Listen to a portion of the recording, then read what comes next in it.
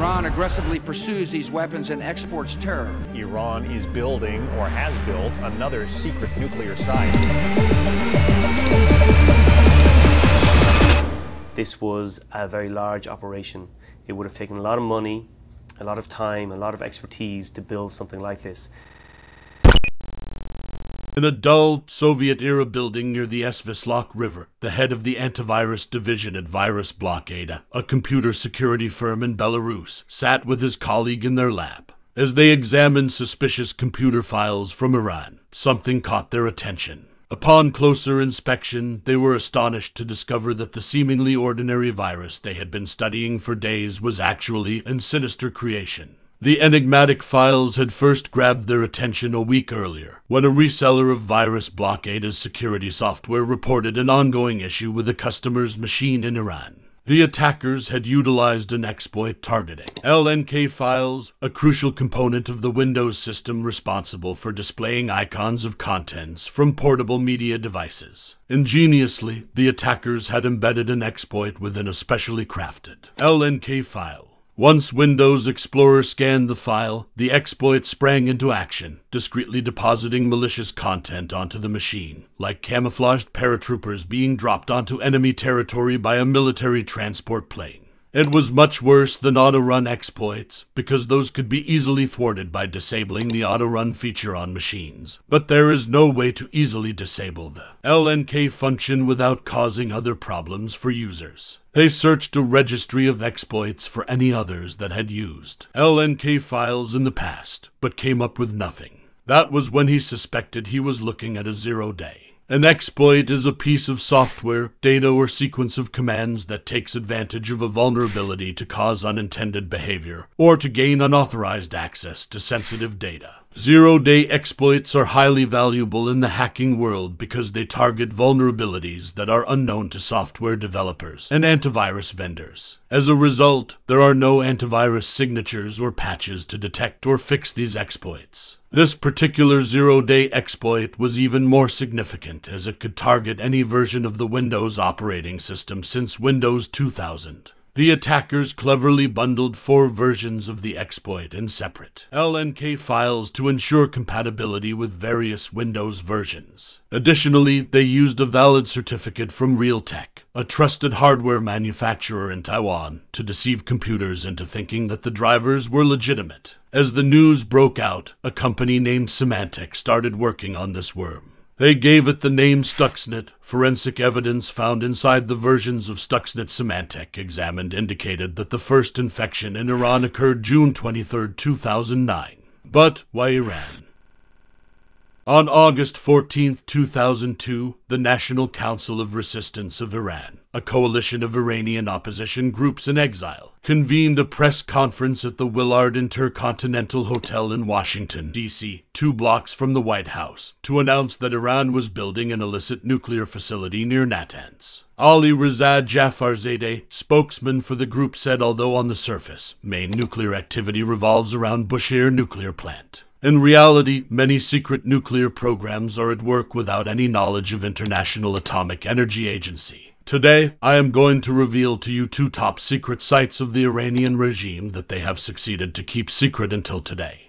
For years, Iran had insisted that its program at Bushehr, which was expected to be operational in 2005, was entirely peaceful in nature. But there had long been rumors of secret nuclear facilities in Iran, including a covert uranium enrichment plant that might be used to create material for nuclear weapons. Jafarzadeh said that one of those 2 sites is a heavy water production plant being built on the banks of the Karachay River near Arak, and the other one is constructed in Natanz. The government says it's a desert eradication project, but Governor's Office of Kashin is not allowed to visit the project while representatives of the Supreme National Security Council and the head of the AEOI made monthly visits to it. The secrecy tells about the project itself. The timing of the revelations was perfect. Iran was a signatory to the treaty with the IAEA. It was obligated to disclose the existence of any new nuclear facility 180 days before introducing nuclear material to the site so that inspectors could begin monitoring it.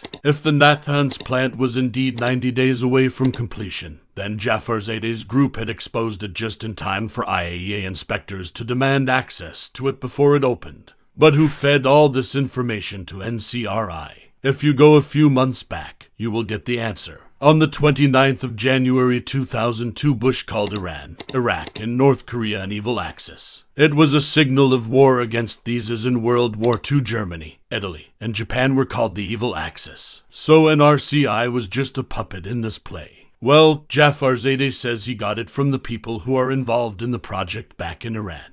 But do you know who had a direct threat from Iran's nuclear power? Yes, it's Israel. As Israel can't come up openly, as they followed the same pattern in the past as Iran, so they fed their intel to Western powers. NCRI was on the list of terrorist organizations of U.S. State Department for killings they did in 1970s. They were trying to clear their image to erase their name from that list. To achieve this goal, they submitted to the U.S. and released all this information. Upon research and investigation, IAEA was surprised to find that building at Natanz wasn't a fuel manufacturing plant as Jafarzadeh claimed, but it was a uranium enrichment plant. That was the moment when they officially pushed Iran to let them visit the facility. After some back and forth, Iran gave them a date for the visit. When IAEA was about to visit, Iran canceled the visit and gave them a new date. Later on that date, Iran again canceled the visit. IAEA understood that Iran is buying time to move the stuff out of the facility. At this moment, they reportedly released the images and information in the media to pressurize Iran.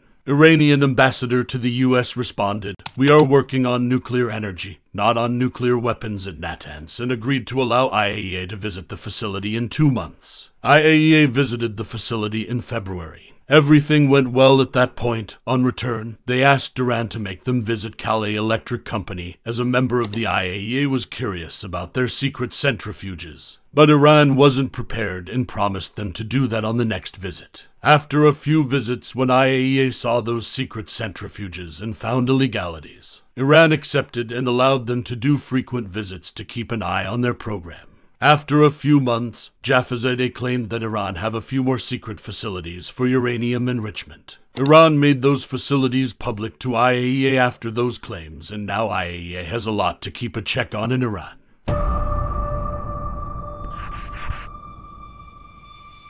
CIA shared documents of Iran's plans to create nuclear weapons with the IAEA. IAEA confronted Iran about it, and Iranians got angry and denied those claims. But they agreed in late 2004 to suspend its program entirely, and also gave permission to the IAEA to close their facilities. Now everything was as U.S. planned. But in June 2005, Mahmoud Ahmadinejad was elected president of Iran.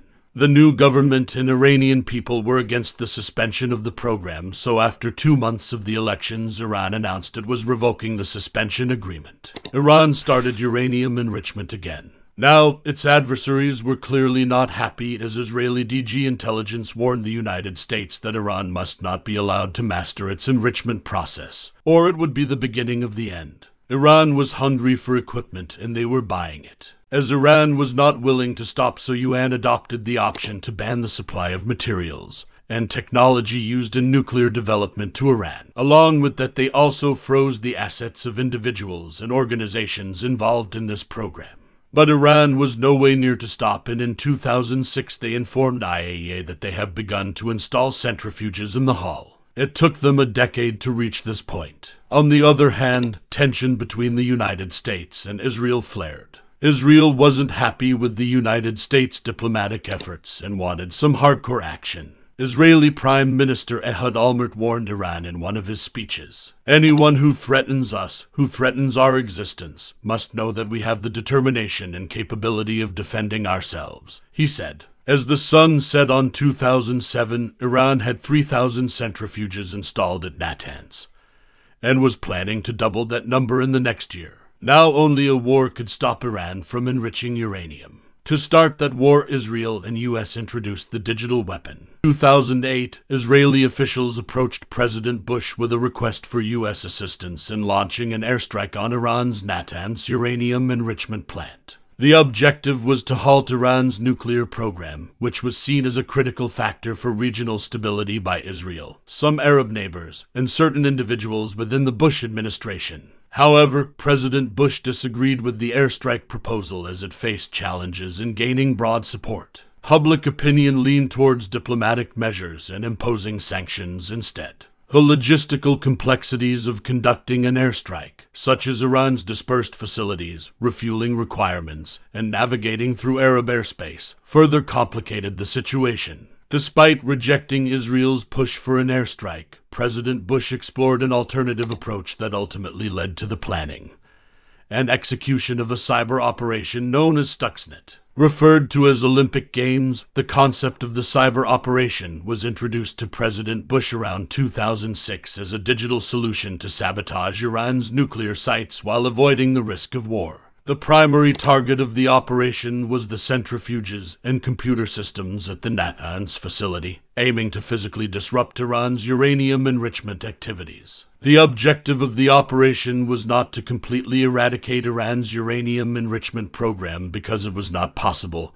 but rather to impede its progress and instill doubt and paranoia among Iranian officials. The initiative was formulated by the U.S. Strategic Command, with General James Cartwright and former NSA Director Keith Alexander playing crucial roles in its conception and execution. The development of the code involved collaboration between the NSA and Israel's Unit 820. While the extent of prior research and preparations remains unclear, it took 8 months to finalize the plan once President Bush approved it. Though this exact launch date is still a myth, but it seems like the Stuxnet was launched in 2009 for the first time, and it used the auto-run feature as the purpose was to obtain the blueprint of machines that Iran is using. But the second and third variants were most deadly as the attackers used LNK files penetrated in systems seamlessly. Stuxnet was designed to infect the Step 7 project files that programmers used to program PLCs and hijack a username and password that Siemens had hard-coded into its Step 7 software.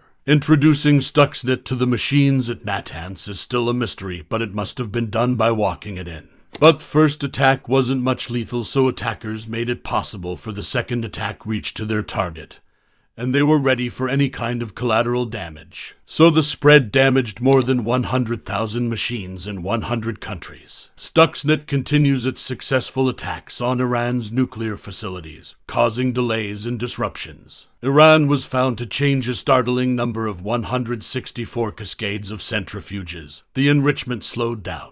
A software company, Symantec, traced the Stuxnet and found that 12,000 infections were found in the initial 5 targeted companies. They didn't mention the names of companies due to their policies, but one of those companies was Kala, and RCI mentioned the name of this company in 2002 that Iran was using as a front for the uranium enrichment program.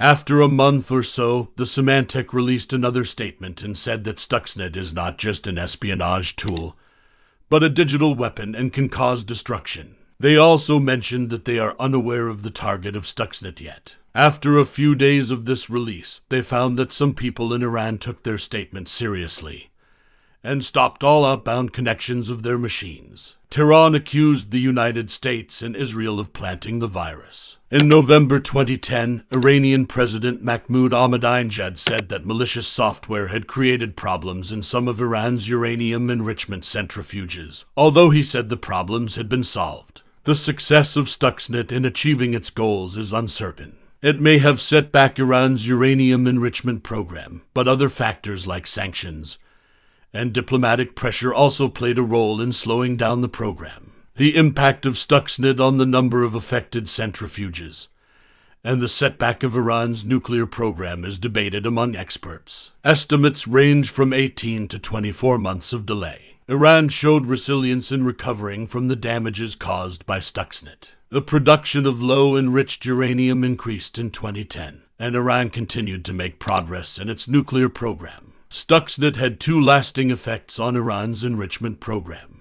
It reduced the supply of uranium gas and damaged centrifuges, making it challenging for Iran to replace them due to sanctions and limited resources. In 2011, hackers detected another malicious worm known as Duke. Unlike Stuxnet, Duke was primarily identified as an espionage tool rather than a saboteur, serving as a precursor to future attacks. During their analysis of Duke, Kaspersky researchers made a significant discovery. They uncovered a larger cyberspying operation linked to Stuxnet. In April, a destructive virus called Wiper caused extensive damage to Iranian computer systems by erasing data and system files. Kaspersky obtained a mirror image of an erased hard drive from Iran, which contained a reference to a temporary file following the naming convention used by Duke. By flagging similar temporary files, Kaspersky's antivirus tools led to the revelation of Flame, a sophisticated espionage tool with extensive capabilities. Flame targeted individuals, private companies, government agencies, and academic institutions engaging in activities such as document theft, keystroke recording, screenshot capture, and eavesdropping on conversations. The infrastructure supporting Flame involved numerous command servers, fake identities, and encryption of stolen files. Ultimately, over 1,000 victims of Flame were discovered, with Iran being the primary target. According to former U.S. government officials, Flame was allegedly a joint operation involving the NSA, CIA, and Israel's military, with the purpose of gathering intelligence on Iran.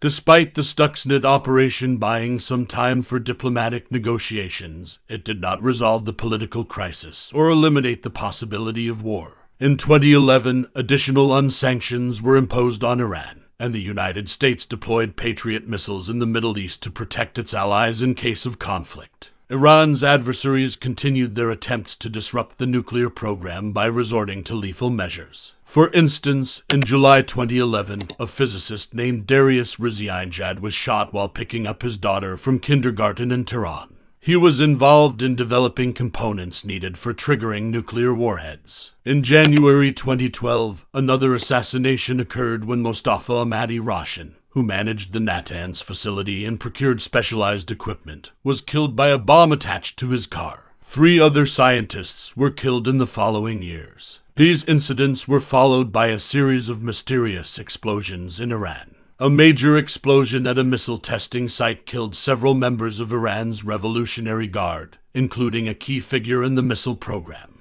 There were explosions at the uranium conversion plant in Esfahan and power lines leading to the underground enrichment plant at Fordo. The attempts to disrupt Iran's nuclear program persisted, indicating that Stuxnet's impact was not sufficient to ease tensions in the West. In April 2011, Gholam Reza Jalali, head of Iran's civilian defense, said the Stuxnet virus aimed at Iran's atomic program. The investigations show the source of the Stuxnet virus originated in America and the Zionist regime. Jalali said Iran should hold Siemens responsible for the fact that its control systems used to operate complicated factory machinery, known as supervisory control and data acquisition, had been hit by the worm. Stuxnet, along with other covert operations, succeeded in preventing a military attack on Iran and created an opportunity for historic negotiations regarding Iran's nuclear program in 2013. The negotiations led to Iran agreeing to freeze certain aspects of its nuclear program in exchange for some relief from sanctions. However, the release of Stuxnet had negative consequences as well. It made it more difficult for the United States to condemn cyber attacks from other countries, given that it had initiated a digital attack.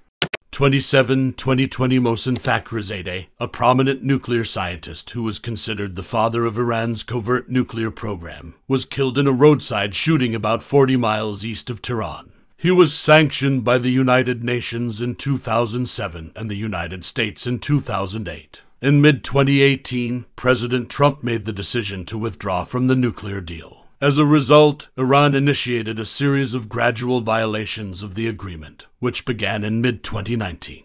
These breaches mainly involved activities such as increasing uranium enrichment levels and installing more advanced centrifuges. By the time President Biden assumed office in 2021, the estimated time for Iran to achieve a nuclear breakout was 2 to 3 months. On April 6, 2021, the Biden administration initiated indirect diplomatic negotiations with Iran, along with the involvement of 5 other world powers. The aim was to bring both the United States and Iran back into full compliance with the Joint Comprehensive Plan of Action, commonly known as the Nuclear Deal. However, after just 1 week of talks, Israel reportedly sabotaged the Natanz facility on April 11th, marking the second instance of sabotage within a year. It is anticipated that the repairs necessary to restore Natanz to its full capacity for producing enriched uranium, a fuel that can be used for either peaceful nuclear energy or for constructing a nuclear weapon, may take up to 9 months. On October 26, 2021, Iran faced a cyber attack, disrupting sales at gas stations nationwide. The cyber attack disabled a system that allows millions of Iranians to use government-issued cards to buy fuel at a subsidized price. Card users reportedly received the message Cyber Attack 64411, the phone number for a hotline run by Supreme Leader Ayatollah Ali Khamenei's office. Iran blamed Israel and the United States. The release of Stuxnet sparked a digital arms race among nations, which will have a lasting impact on the landscape of cyber attacks. Over the years, there have been multiple digital attacks from both sides. Despite the hefty losses of Iran, the issue of nuclear energy or nuclear weaponization is persistent, and it seems far from resolved. Thank you for watching this video. Please don't forget to like and subscribe.